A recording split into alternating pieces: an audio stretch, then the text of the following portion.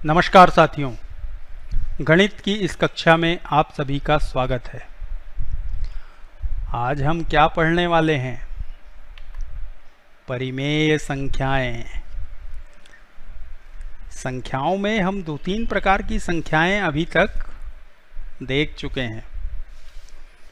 कौन कौन सी आपको याद होगा? सबसे पहले हमने देखा प्राकृत संख्याएं, जिनको हम लिखते हैं n के रूप में, और इसके लिए हमने ऐसा लिखा था n यानी प्राकृत संख्याएं। सबसे छोटी प्राकृत संख्या 1 से शुरू होती है और ये कभी खत्म नहीं होती। तो जब हम प्राकृत संख्याओं की बात कर रहे थे तो हमने ये देखा था कि इसमें हम जोड़ने का काम तो कर सकते हैं, गुणा का भी काम कर सकते हैं, लेकिन घटाने का काम नहीं हो सकता और भाग का काम भी हमेशा नहीं हो सकता। घटाने का काम कभी हो पाता है, कभी नहीं हो पाता। जैसे 4 ऋण 4, अब इसको करने पर कितना आता है? हमने उदाहरण लिया था ना कि 4 चिड़ियां हैं और चारों उड़ गईं, तो क्या होगा? 0 चिड़ियां बचेंगी, लेकिन 0 तो यहाँ पर है ही नहीं, तो इसको हम नहीं लिख पा रहे थे। ऐसी स्थिति को, चिड़िया वाली जो स्थिति, एक उदाहरण मैंने आपको बताया, ऐसी चीज़ों को हम नहीं लिख पा रहे थे। तो हमने क्या किया? हमने प्राकृत संख्याओं में 0 को मिला दिया और अब जो संख्याएं मिली उनका नाम हमने रख दिया पूर्ण संख्याएं। और पूर्ण संख्याओं में हमने कहा कि सबसे छोटी पूर्ण संख्या होगी 0 और उसके बाद बाकी सभी संख्याएं वही होंगी जो प्राकृत संख्याओं में हैं। तो सबसे छोटी पूर्ण संख्या 0 होगी और सबसे बड़ी पूर्ण संख्या हम नहीं बता सकते। सबसे छोटी प्राकृत संख्या 1 होगी और सबसे बड़ी प्राकृत संख्या हम नहीं बता सकते। यहां पर भी हमने देखा कि अब 4 ऋण 4 जैसी स्थिति तो ठीक है, जो अभी हमने चिड़िया वाली बात की कि इसको हम 0 लिखेंगे और 0 यहाँ पर है। लेकिन फिर आगे हमने बात की कि अगर कहीं हमको 4 से 5 घटाना पड़ा तो क्या होगा? कीड़े वाला उदाहरण याद है, जिसमें कीड़ा 2 कदम ऊपर चढ़ता था और 3 कदम नीचे फिसल जाता था। तब हमने क्या बनाया था? एक और प्रकार की संख्याएं बनाई थी, जिनको हमने कहा था पूर्णांक संख्याएं, और इसके लिए हमने नाम दिया है i। और i में ऋणात्मक संख्याएं भी हैं, 0 भी है और फिर धनात्मक संख्याएं भी हैं।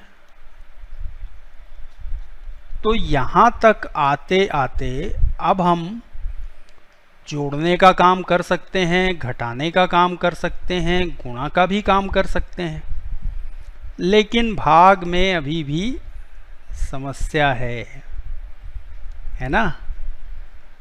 तो इस समस्या के लिए हम परिमेय संख्याओं का सहारा लेते हैं। तो अब हम एक प्रकार की और संख्या बनाएंगे। हम नहीं, संख्याएं तो बन चुकी हैं, हम तो उसको समझने की कोशिश कर रहे हैं। तो आइए हम एक उदाहरण लेते हैं। 3 दोस्त हैं। अब इन दोस्तों का नाम आप चाहे जो रख लीजिए। 3 दोस्त हैं, है ना?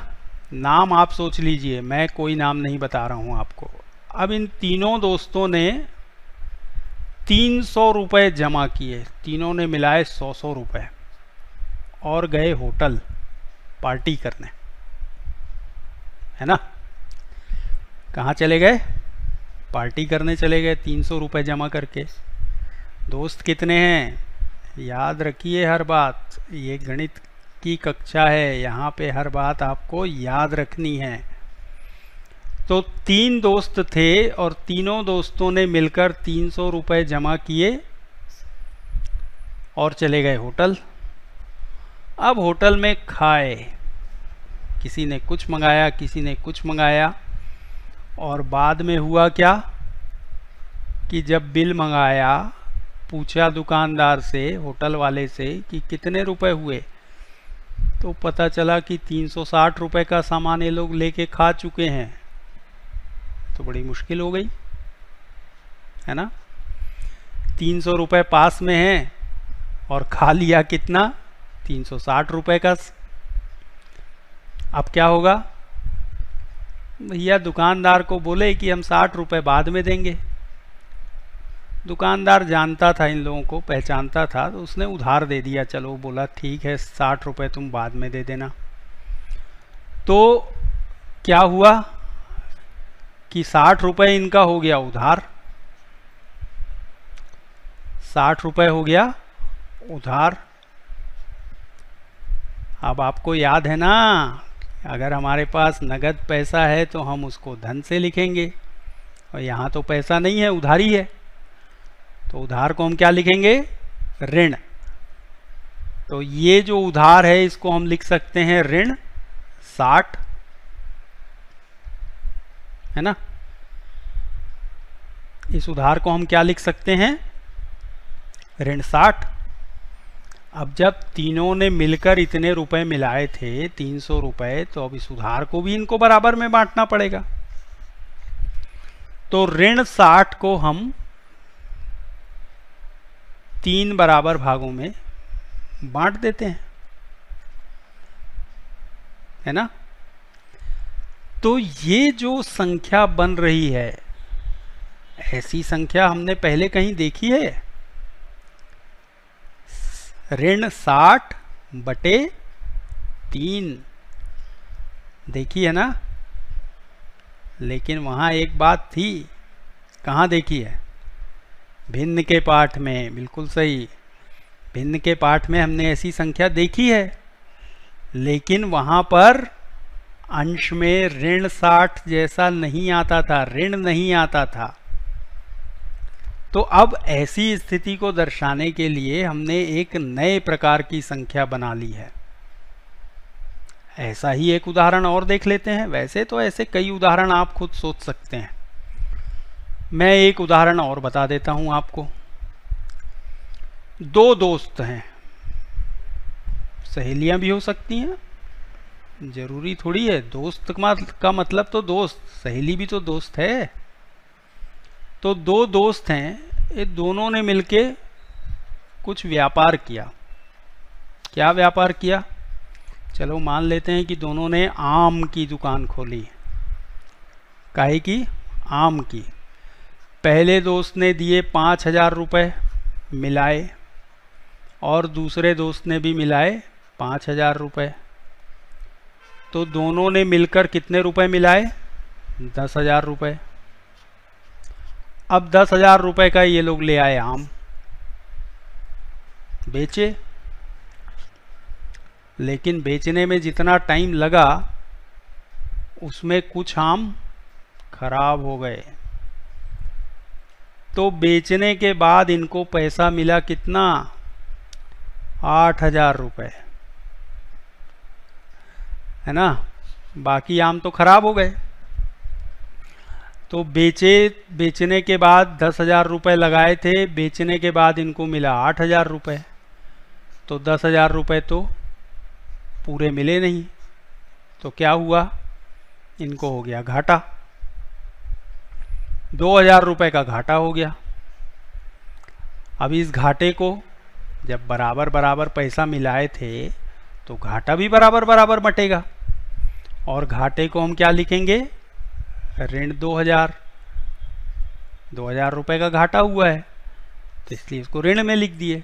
लाभ को धन में लिखते, हानि को ऋण में लिखेंगे। तो 2,000 को 2 बराबर भागों में बांटना पड़ेगा। तो दोनों को नुकसान कितना कितना हुआ? एक हजार रुपए का दोनों को नुकसान हो गया। तो यहाँ तो हमने पूरा पूरा भाग दे लिया, लेकिन ये फिर एक नए प्रकार की संख्या आ गई। ये वैसी ही संख्या है जैसी अभी यहाँ पर आई थी, ऋण 60/3, है ना। ऐसी ही ये ऋण 2000/2 बनी है। तो कहने का मतलब ये है कि जब हम ऋणात्मक संख्याओं में भी भाग का काम करते हैं तो जो संख्याएं बनती हैं वो संख्याएं नए प्रकार की संख्याएं हैं, है ना। यहाँ पर हमने देखा था कि हम भाग का काम हमेशा नहीं कर सकते, कभी कभी कर सकते हैं, कभी कभी नहीं कर सकते। लेकिन यहाँ तक आते आते अब हम जो बात कर रहे हैं उनमें हम भाग का काम भी कर सकते हैं, कोई भी दो संख्याएं हों। तो कैसी संख्याएं? अब तो हमारे पास यहाँ तक की संख्याएं हैं, पूर्णांक तक की। तो अगर हम कोई भी दो पूर्णांक ले लें और एक पूर्णांक में दूसरे पूर्णांक का भाग दें तो जो संख्याएं बनेंगी वो कैसी हो सकती हैं? कैसी हो सकती हैं? आप सोच सकते हैं कैसी हो सकती है? इसी तरह की संख्याएं तो होंगी। जैसे हम मान लीजिए ऋण 3 को 4 से भाग देना चाहते हैं, तो ऐसी एक संख्या बनेगी, ऋण 3/4। अब इससे मिलती जुलती संख्या हमने भिन्न में देखी है, लेकिन वहां पर यहाँ ऋण का चिन्ह नहीं आता था, यहाँ धन का चिन्ह आता था। ऐसा 3/4 जैसी संख्या हमने देखी है। अब हमारे पास नए प्रकार की संख्या आ रही है, ऋण 3/4। तो ऐसी जो संख्याएं बनती हैं उनको हम कहते हैं परिमेय संख्या। और परिमेय संख्या की परिभाषा है ये, ऐसी संख्या जिसे P/Q के रूप में लिखा जा सकता है, जहां P और Q पूर्णांक हैं और Q 0 के बराबर नहीं है। यानी अंश और हर में हम कोई भी पूर्णांक संख्या ले सकते हैं। अब पूर्णांक कैसी संख्याएं होती हैं, याद है ना आपको? ये वाली संख्याएं। इस तरह की कोई भी दो संख्याएं अंश और हर में आ सकती हैं, लेकिन 0 नहीं आ सकता। इनमें से कोई भी दो संख्याएं ले लीजिए, है ना। शर्त एक ही है कि आपको हर की जगह पर यहां पर 0 नहीं रखना है। तो जो संख्या आपको मिलेगी वो परिमेय संख्या होगी। इस परिभाषा को आप लिख लीजिए और याद भी रखिए। तो अब हम कुछ परिमेय संख्याएं बना के देखते हैं, लिख के देखते हैं। आप बताइए, मैं जो लिख रहा हूं परिभाषा आपको याद है, आप बताइए कि ये परिमेय संख्या है या नहीं। 4/1। नियम याद कीजिए, क्या नियम है? अंश और हर में पूर्णांक होने चाहिए। तो 4 पूर्णांक है क्या कि नहीं है? देखिए 4 पूर्णांक है, यहां कहीं पर आएगा, और एक भी पूर्णांक है, वो तो लिखा हुआ है यहाँ। तो दोनों संख्याएं पूर्णांक हैं, इसलिए ये परिमेय संख्या है। अब एक और संख्या में लिखता हूं, ऋण 3/7। ये परिमेय संख्या है क्या? ऋण 3 पूर्णांक है, हाँ। 7 पूर्णांक है, हाँ। तो ये भी एक परिमेय संख्या है। अब बताइए, ये परिमेय संख्या है या नहीं? किसने कहा? हाँ, ये परिमेय संख्या नहीं है। क्यों नहीं है? नियम देखिए, Q बराबर नहीं शून्य, हर की जगह पर शून्य नहीं आ सकता। तो ये जो संख्या है ये परिमेय संख्या नहीं है। ठीक है, अब ये संख्या परिमेय संख्या है या नहीं? ये 27 परिमेय संख्या है? अरे इसमें तो Q है ही नहीं, तो क्या हुआ? Q में हम 1 लिख लेते हैं, Q की जगह पर 1 लिख लेते हैं। अब दोनों संख्याएं अंश और हर में जो आई हैं वो पूर्णांक हैं, तो ये भी परिमेय संख्या है। तो हमें क्या पता चला कि 4/1 परिमेय संख्या है, ये है। ऋण 3/7 परिमेय संख्या है। 27/1 परिमेय संख्या है, लेकिन 24/0 जो है ये परिमेय संख्या नहीं है। तो ये वाली संख्या परिमेय संख्या नहीं है। अब इस बात को आप समझ रहे हैं? समझ रहे हैं ना? अब एक बात और आती है कि यहां पर कुछ संख्याएं ऐसी हैं जिनमें ऋण का चिन्ह है। तो अब मैं आपको बता सकता हूं, बताऊंगा, यहां पर बताना ही पड़ेगा मुझे कि परिमेय संख्याएं दोनों प्रकार की होती हैं, धनात्मक भी और ऋणात्मक भी। तो ये जो पहली संख्या हमने लिखी थी 4/1, इसके अंश का चिन्ह क्या है? धन। धन को हम लगाते नहीं हैं, लेकिन जब नहीं लगा होता चिन्ह तब हम उसे धन मानते हैं, धन होता है वहां पर। तो अंश धनात्मक है, हर भी धनात्मक है। तो ये जो परिमेय संख्या है ये धनात्मक परिमेय संख्या है। और दूसरी परिमेय संख्या हमने कौन सी देखी थी? ऋण 3/7। ऋण 3/7 ये कैसी परिमेय संख्या है? आपको पूर्णांकों के भाग का नियम याद है या नहीं? मैंने कुछ प्रश्न दिए थे आपको। धनात्मक संख्या में धनात्मक संख्या का भाग करने पर क्या आता है? धनात्मक मान आता है। तो यहाँ पर धनात्मक संख्या में धनात्मक संख्या का भाग हो रहा है, तो परिमेय संख्या धनात्मक है। और यहाँ पर क्या हो रहा है? ऋणात्मक संख्या में धनात्मक संख्या का भाग हो रहा है। उत्तर कैसा आता है? होमवर्क अगर आप करेंगे तो आपको गणित में आगे की बातें आसानी से समझ में आएंगी। तो जब अंश और हर में से कोई एक ऋणात्मक हो तो वो ऋणात्मक परिमेय संख्या होगी। ऐसे ही एक और सवाल मैं लिखता हूं, 5/8 पूर्णांक के भाग का तीसरा प्रश्न याद कीजिए। धनात्मक संख्या में ऋणात्मक संख्या का भाग देने पर उत्तर ऋणात्मक आता है, तो ये भी एक ऋणात्मक संख्या है, ऋणात्मक परिमेय संख्या है।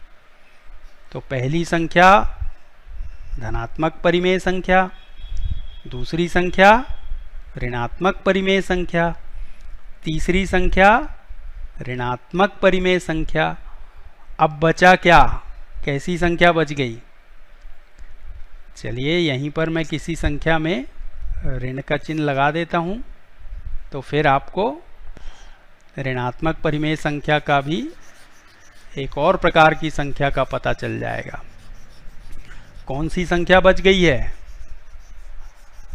किस तरह की संख्या बच गई है बताइए। चलिए मैं लिखता हूं, यहां पर मैंने लिखा क्या लिखूं मैं? ऋण 15/45। अब ये परिमेय संख्या तो है, क्योंकि अंश में भी पूर्णांक है, हर में भी पूर्णांक है और हर शून्य नहीं है, तो ये परिमेय संख्या तो है। कैसी परिमेय संख्या है? धनात्मक परिमेय संख्या है। ये कैसी परिमेय संख्या है? धनात्मक परिमेय संख्या है। तो क्या समझ में आया? क्या समझ में आया आपके? 4 प्रकार की संख्याएं मैंने लिखी।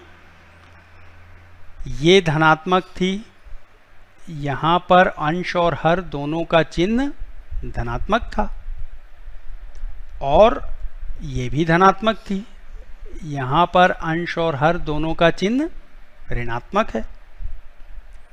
तो जब दोनों धनात्मक हों, अंश और हर, तो परिमेय संख्या भी धनात्मक होती है, और दोनों अंश और हर ऋणात्मक हों तब भी परिमेय संख्या धनात्मक होती है। लेकिन अगर, अब यहां देखिए, ये संख्या ऋणात्मक है और ये संख्या भी ऋणात्मक है। क्या खास बात है इनमें? कि अंश और हर के चिन्ह अलग अलग हैं। ऊपर यहां ऋण है इसमें, तो नीचे धन है, और इसमें ऊपर धन है तो नीचे ऋण है। जब अंश और हर के चिन्ह अलग अलग हैं तो परिमेय संख्या ऋणात्मक है, और जब अंश और हर के चिन्ह एक जैसे हैं तो परिमेय संख्या धनात्मक है। तो अब आप ऋणात्मक और धनात्मक परिमेय संख्याएं पहचान सकते हैं ना।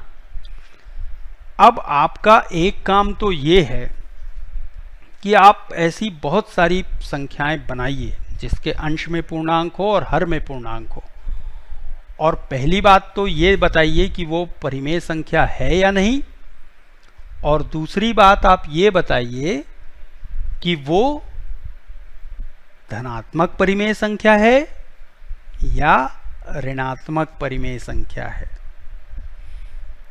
ये काम तो आप आसानी से कर सकते हैं।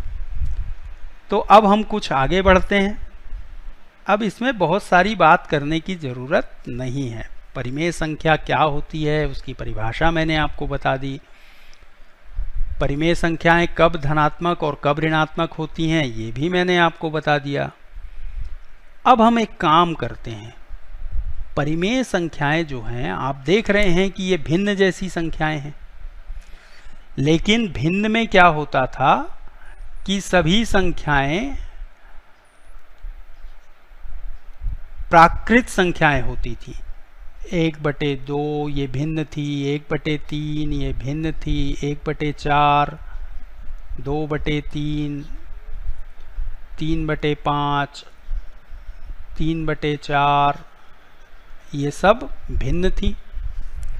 अब इन्हीं में अगर कहीं कहीं पर ऐसे चिन्ह आ जाएं, है ना, तो ये परिमेय संख्या हो जाएंगी। तो भिन्न और परिमेय संख्या एक जैसी जरूर हैं, थोड़ा सा अंतर ये है कि भिन्न में ऋणात्मक और धनात्मक नहीं होती, और परिमेय संख्या ऋणात्मक भी हो सकती है और धनात्मक भी हो सकती है। जैसे प्राकृत संख्या और पूर्ण संख्या ऋणात्मक नहीं होती, लेकिन पूर्णांक धनात्मक भी हो सकता है और ऋणात्मक भी हो सकता है। वही बात यहां भी है ना। तो जैसे हम भिन्न में तुल्य भिन्ने लिख सकते थे, वैसे ही परिमेय संख्या की भी तुल्य परिमेय संख्या लिखी जा सकती है।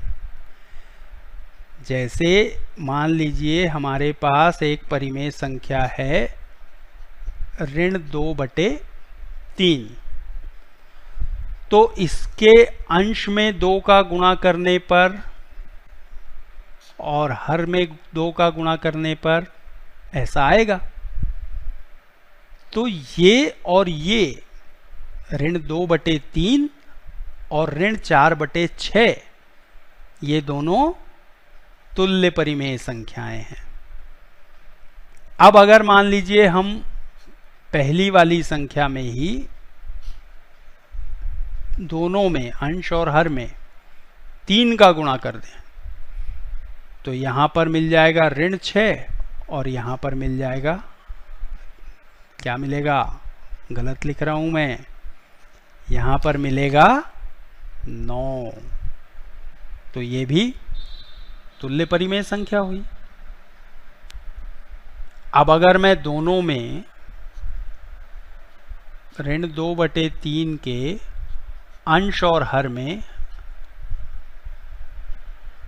ऋण 1 का गुणा कर दूं तो क्या होगा, पूर्णांकों का गुणा याद है ना, ऋणात्मक संख्या गुणित ऋणात्मक संख्या बराबर धनात्मक संख्या। तो ऋण 2 में ऋण 1 का गुणा होने पर धन 2 मिला और नीचे ऋण 3 मिला। तो ये भी एक तुल्य परिमेय संख्या है। किसकी? इसकी। तो ऋण 2/3 की एक और तुल्य परिमेय संख्या हमको मिल गई 2/3, है ना। अब यहां पर ध्यान देने वाली बात यह है कि ऋण 2/3 कैसी परिमेय संख्या थी? ऋणात्मक। तो इसकी तुल्य परिमेय संख्या ये कैसी है? ये भी ऋणात्मक है। ये कैसी है? ऋणात्मक है। और ये कैसी है? ये भी ऋणात्मक है। तो देखिए यहां पर गलती नहीं होनी चाहिए, है ना। ऋणात्मक परिमेय संख्या की तुल्य परिमेय संख्या हमेशा ऋणात्मक ही होगी, ठीक है ना, याद रहेगी बात। तो ये तो हुई तुल्य परिमेय संख्याएं लिखने की बात। अब एक खास बात और है, वो क्या है? वो ये है कि हम एक भिन्न को, एक परिमेय संख्या को कई प्रकार से तुल्य परिमेय संख्या में लिख सकते हैं।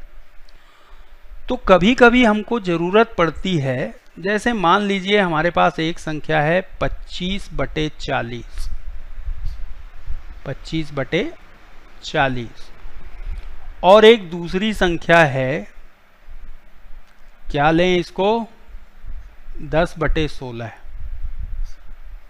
अब हमें यह बताना है कि इन दोनों में से कौन सी संख्या बड़ी है। बताना पड़ सकता है ना कहीं। तो हम क्या करें, एक काम करते हैं, इस 25 का मतलब है 5 × 5 और इस 40 का मतलब है 5 × 8। यहां पर इस 10 का मतलब है 2 × 5, 2 × 5 और 16 का मतलब है 2 × 8। अब इस बात को अगर हम ऐसा लिख दें, 5/5 इन दोनों को एक साथ ले लिया और बाद वाले जो बचे दोनों, उन दोनों को एक साथ ले लिया। यहां पर भी हमने 2/2 को एक साथ ले लिया, इन दोनों को, और उसके बाद बचा 5/8। तो 5/5 का मतलब क्या है? इसका मतलब तो 1 है ना। वैसे ही 2/2 का मतलब भी 1 है और 1 से गुणा करने पर इतना ही आएगा। तो जब इतना ही आएगा तो इसका मतलब हुआ कि दोनों संख्याएं बराबर हैं। तो जब हम 25/40 को 5/8 बनाकर लिख देते हैं या 10/16 को भी 5/8 बनाकर लिख देते हैं, तो ये कहलाता है परिमेय संख्या का सरलतम रूप। क्या कहलाता है ये? परिमेय संख्या का सरलतम रूप। तो परिमेय संख्या के बारे में तो अभी हमें बहुत सारी बातें करनी है। परिमेय संख्याओं को जोड़ना सीखना है, घटाना सीखना है, गुणा करना सीखना है, भाग करना सीखना है। तो इसके लिए तो आज का समय तो कम पड़ेगा, तो आज हम यहीं पर रुकते हैं। आज मैंने आपको जो जो बातें बताई वो आपको याद रखनी है। पहली बात मैंने आपको बताई कि परिमेय संख्या किसे कहते हैं, उसकी परिभाषा आपने लिखी ना, उसे याद करिए। दूसरी बात, धनात्मक और ऋणात्मक परिमेय संख्याएं क्या होती हैं। तीसरी बात, तुल्य परिमेय संख्याएं क्या होती हैं और उसे हम कैसे ज्ञात करते हैं। और चौथी बात कि परिमेय संख्या का सरलतम रूप कैसे लिखा जाता है। तो ये 4 चीजें आपने आज सीखी। और आपके लिए आज का जो अभ्यास है वो 2 प्रकार का है। पहला अभ्यास आपके लिए है ये, आपको तुल्य परिमेय संख्या लिखना है। 4/3 की तुल्य परिमेय संख्या, ऋण 5/8 की तुल्य परिमेय संख्या, 5/3 की तुल्य परिमेय संख्या और ऋण 1/3 की तुल्य परिमेय संख्या। अब यहां पर आप साथ साथ एक काम और कर लीजिए। इन सब में इस बात पर ध्यान दीजिए कि कौन सी परिमेय संख्या धनात्मक है और कौन सी ऋणात्मक। तो धनात्मक संख्या की जब आप तुल्य परिमेय संख्या लिखेंगे तो सभी संख्याएं धनात्मक परिमेय संख्याएं होनी चाहिए, और ऋणात्मक संख्या की सभी तुल्य परिमेय संख्याएं ऋणात्मक परिमेय संख्याएं होनी चाहिए। एक अभ्यास और है, उसमें आपको सरलतम रूप लिखना है। 4 प्रश्न हैं, तुल्य परिमेय संख्या के भी 4 प्रश्न हैं और सरलतम रूप के भी 4 प्रश्न हैं। तो 4 प्रश्नों में आपको समझ में आ जाएगी बात। आप समझ गए। आपको ऐसी और संख्याएं लिखनी हैं अपने मन से। आप प्रश्न बनाइए और अपने दोस्त को दे दीजिए, वो उत्तर बनाएगा, और आपका दोस्त जो प्रश्न बनाएगा उसके उत्तर आप बनाइए, है ना। तो इस तरीके से आपका बहुत सारा अभ्यास हो जाएगा और आपको बात समझ में आएगी। गणित के प्रश्न बनाते समय हर समय ये सोचना जरूरी है कि हम क्या कर रहे हैं। ये बात मैं आपको बता चुका हूं, तो इसे हमेशा याद रखिए और देखिए गणित सीखने में कितना मजा आता है। तो अभी परिमेय संख्याओं का जोड़, घटाना, गुणा, भाग हमें सीखना है। इसके लिए आप भिन्न का जोड़, घटाना, गुणा, भाग एक बार उसका अभ्यास करके आइए, फिर आप देखिए आप कितनी जल्दी इस चीज को सीखते हैं, है ना। तो अगली कक्षा में हम फिर से मिलेंगे। तब तक के लिए नमस्कार।